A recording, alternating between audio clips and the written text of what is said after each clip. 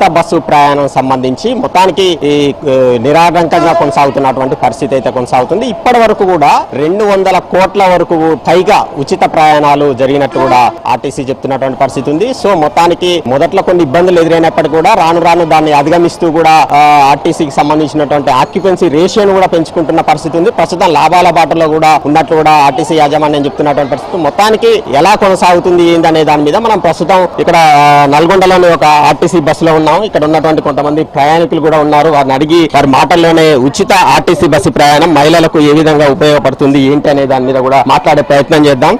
చెప్పండి మేడం, ఎలా ఉంది ఉచిత బస్సు ప్రయాణం? ఇప్పటికీ దాదాపు 20 నెలల పైగా కొనసాగుతున్నటువంటి పరిస్థితి ఉంది. ఎలా అనిపిస్తుంది? చాలా బాగుంది. మన గౌరవనీయులు పెద్దలు మన ముఖ్యమంత్రి గారు రేవంత్ రెడ్డి గారు పెట్టింది స్కీము చాలా బాగుంది. సామాన్య మహిళలకు ఉపయోగపడుతుంది. కాలేజీ అమ్మాయిలకు గాని, కూరగాయల చిరు వ్యాపారులకు గాని ప్రతి ఒక్కరికి కూడా ఉపయోగపడుతుంది. ప్రతి ఒక్కరు కూడా ఈ స్కీమ్ బాగుందని చెప్తూ ఉన్నారు. మేము ఎక్కడికి వెళ్ళినా కూడా చాలా బాగుంది ఇది. ఈ స్కీమ్ కు అందరు కూడా ఆమోదిస్తున్నారు. మనోళ్ళంతా సంతోషంగా ఉన్నారు. మొత్తానికి అంటే ఈ స్కీము పెట్టడం వల్ల మొదట్లో కొంత పురుషులకు ఇబ్బందులు తలెత్తుతున్నాయని చెప్తున్నారు. మొత్తం మహిళలే ఇందులో ఉచిత ప్రయాణం చేస్తున్నారు, అవసరం ఉన్నా లేకున్నా అని చెప్పేసి. ఎంతవరకు వాస్తవం అంటారు? అదేం లేదండి, జనాలు ఎక్కువైపోయినారు, కాకపోతే బస్సెస్ తక్కువ ఉన్నాయి. అందుకోసమే ఛార్జింగ్ బస్సెస్ తీసుకురావడం జరిగింది.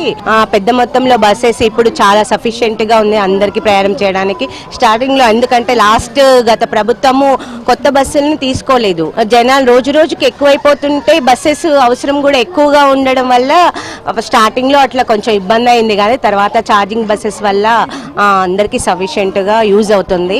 దానివల్ల పిల్లలు కానీ, కాలేజ్ పిల్లలు కానీ, అదే విధంగా పెద్దలు టెంపుల్స్ కి వెళ్ళడము, ఫంక్షన్స్ కి వెళ్ళడము, అట్లా చిరు వ్యాపారులు వ్యాపారం చేసుకోవడం అందరికి చాలా యూజ్ఫుల్ గా ఉంది ఈ స్కీమ్. దానివల్ల వాళ్ళకి ఎంత కొంచెం అమౌంట్ మా మహిళలకి మిగలడం జరుగుతుంది. ఎందుకంటే ఇంట్లో ఉన్న వాళ్ళకి ఎందుకంటే ఇంటి ఖర్చులకి అవి ఇవి సరిపోవడంతో పాటు ఈ ఖర్చులన్నీ మిగిలడం వల్ల వేరే వాటికి యూజ్ చేసుకోవడం జరుగుతుంది. చదువుకోవద్దు అన్న పిల్లలు కూడా మేము ఫ్రీ బస్సు, ఫ్రీ కాలేజు ఉండడం వల్ల చదువుకుంటాము అని చెప్పి చదువుకోవడం జరుగుతుంది, జాబ్ చేయడం జరుగుతుంది. ప్రైవేట్ ఉద్యోగులు వాళ్ళకి 10,000-15,000, 8,000, 5,000 ఉంటాయి. దాంట్లో 2,000 బస్ ఛార్జీలకు పోయేది. అవన్నీ మిగిల్చుకోవడం వల్ల ఇంటి అవసరాలకి ఉపయోగించుకుంటున్నారు. దానివల్ల చాలా యూస్ఫుల్ గా ఉంది.